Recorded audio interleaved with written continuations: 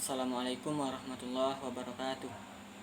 Bersyukur kepada Allah Subhanahu wa taala, berselawat kepada Nabi Muhammad SAW.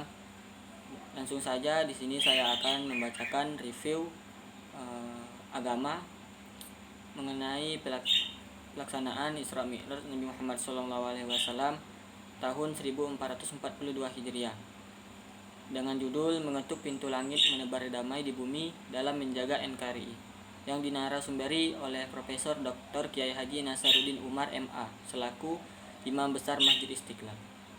Nabi paling cerdas dalam Al-Quran adalah Nabi Musa.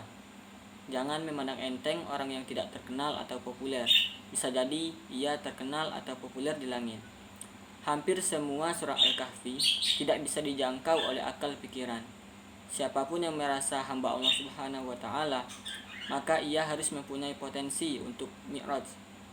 Sujud ada dua macam, yaitu yang pertama sujud simbolik adalah menyentuh kepala kepada lantai. Yang kedua sujud hakat. Sesungguhnya sujud bukan hanya meletakkan wajah saja ke bawah, melainkan juga meletakkan kedua telapak tangan, kedua lutut, kedua telapak kaki dan kening bersama hidung pada saat kita berwudu. Semua wajah harus dibersihkan. Jika orang tidak bisa khusyuk dalam berwudu, mustahil ia khusyuk dalam sholatnya. Wudu ada dua. Yang pertama, tarekat dan hakikat. Makhluk yang hanya menyembah Allah Subhanahu wa taala lah yang bisa naik ke atas. Makna laila ada simbol, yaitu hakikat dan simbolik. Laila tidak harus bermakna malam. Laila juga bisa bermakna keheningan, kedamaian, kehangatan, kerinduan dan sebagainya. Jadi kita ingin naik ke atas langit, kita harus menghadirkan suasana keheningan, kedamaian, kerinduan, kesyahduan dan kehangatan dalam hati kita. Untuk melihat sesuatu yang gaib itu tidaklah gampang. Hal tersebut bisa dilakukan oleh orang yang tidak membedakan antara sunnah dan wajib. Maka dari itu, insya Allah ia akan diberikan sesuatu yang luar biasa dalam penglihatannya. Jangan sampai kita mengotori hati kita jika kita ingin terkenal di langit. Alam semesta itu adalah Al-Quran. Surah Al-Isra diapit oleh 3 surah dalam Al-Quran yang disebut dengan surah 3 serangkai. Sebelum surah Al-Isra, kita dihantarkan oleh surah An-Nahl yang berarti lebah. Biasanya disebut dengan surah kecerdasan intelektual, yaitu Allah mendemonstrasikan serangga-serangga kecil menciptakan sebuah sarang serta madu yang mampu mengobati segala penyakit, menjadikan sesuatu bukti bahwa Allah Subhanahu wa taala menciptakan apapun itu.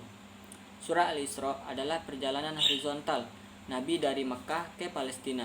Mi'raj adalah keyakinan. Selanjutnya diantarkan lagi dengan surah kecerdasan spiritual, yaitu Al-Kahfi. Hampir semua surah Al-Kahfi tidak bisa dijangkau dengan akal.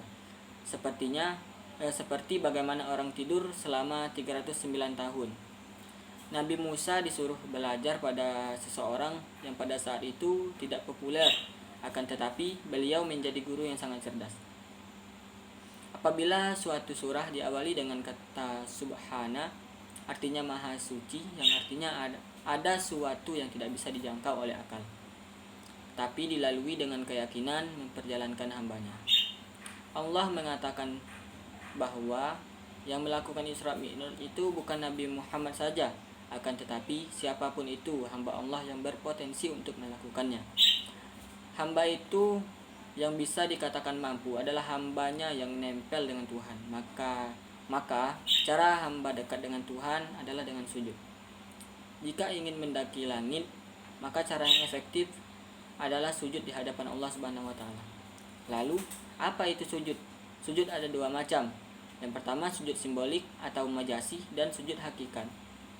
Sujud simbolik itu menyentuhkan kepala ke lantai, sedangkan sujud hakikat tidak menyentuhkan kepala ke lantai, tapi respeknya kepada Allah Subhanahu wa taala. Salat adalah salah satu cara menghubungkan kita dengan Sang Pencipta. Allah akan memberkahi orang di sekitarnya. Permanenkan tempat sujud, yaitu al-masjid. Permanenkan sejadah, yaitu al-masjid. Al-lail mempunyai dua makna, yaitu simbolik dan hakikat. Al-lail tidak berarti malam saja, bisa juga diartikan sebagai keheningan, keyakinan, kerinduan, kesedihan, kesyahduan, kedamaian. Jika ingin mendaki ke atas, hadirkan rasa tersebut dengan situasi batin yang mengorbitkan manusia ke atas.